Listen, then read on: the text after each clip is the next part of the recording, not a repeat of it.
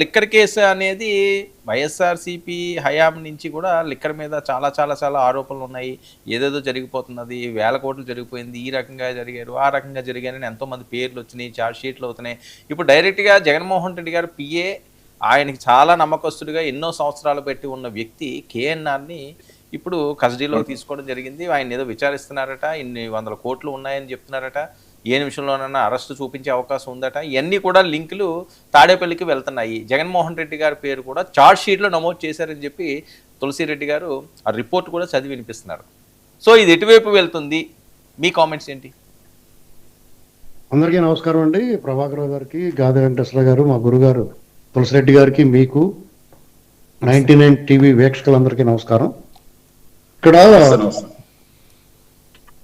ఆయన కేఎన్ఆర్ నాగేశ్వర రెడ్డి గారిని అదుపులో తీసుకున్న తర్వాత కస్టడీలో విచారణలో నిమిత్తం ఆయన యథావిధిగా తెలియదు, గుర్తులేదని చెప్తా ఉన్నాడు. ఆయన స్పష్టంగా ఒకదాని వెనకాల ఒకటి వాళ్ళ ఆధారాలన్నీ చూపిస్తుంటే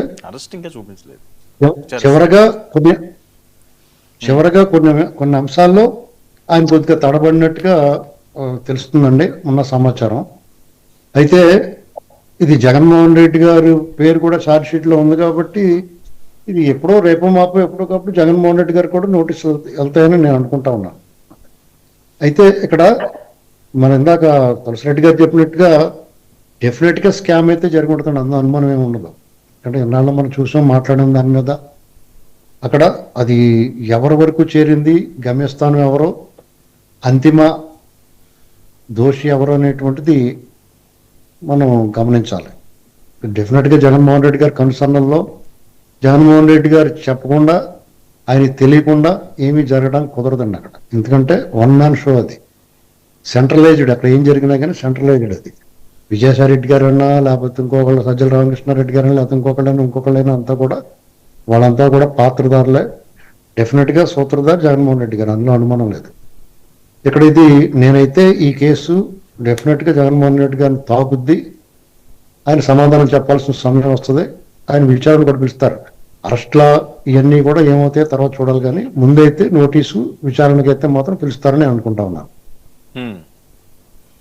సో ఇన్ని వందల కోట్లు, ఇన్ని వేల కోట్లు అని చెప్పి అంటున్నారు కదా, బట్ 2 సంవత్సరాలు పెట్టి నడుస్తున్నది. జగన్మోహన్ రెడ్డి గారి వరకు ఇప్పటి వరకు కూడా పెద్దగా అడుగులు వేసినట్టుగా అనిపించట్లేదు. వేరే వేరే మనకి పేర్లు వస్తున్నాయి, కానీ ఇప్పుడు అంటే కేఎన్ఆర్ ద్వారా జగన్మోహన్ రెడ్డి గారికి ఇబ్బందులనా మీ అభిప్రాయం?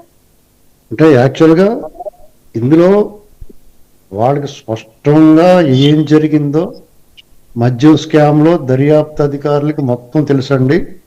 అయితే టెక్నికల్గా ఆధారాలు లేకుండా ముందుకెళ్తే కనుక హై ప్రొఫైల్ కేసుల్లో వాళ్ళకి ఇబ్బందులు ఎదురవుతాయి.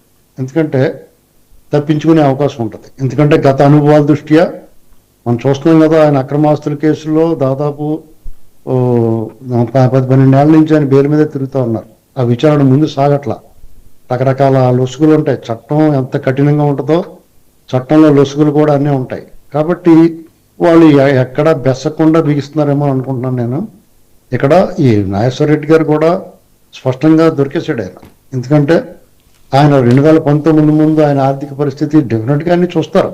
ఆర్థిక పరిస్థితి తర్వాత ఆయన పరిణామక్రమం, ఆయన అకౌంట్లో సొమ్ము ఎలా చేరింది, ఈయన ద్వారా ఎవరికి చేరింది అనేటువంటి దర్యాప్తులో బయటపడింది.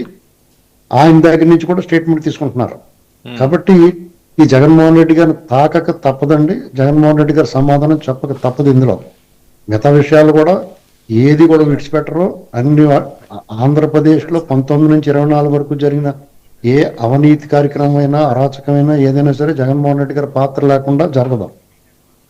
ఇక్కడ ఒక్కొక్కసారి లేట్ అవుద్ది అంతే. ఎందుకంటే పూర్తి ఆధారాలు సేకరించి పూర్తిగా బిగించే వరకు వాళ్ళు ఎక్కడా కూడా జగన్మోహన్ రెడ్డి గారు తలుపు తట్టరు. వెంకటేశ్వర గారు,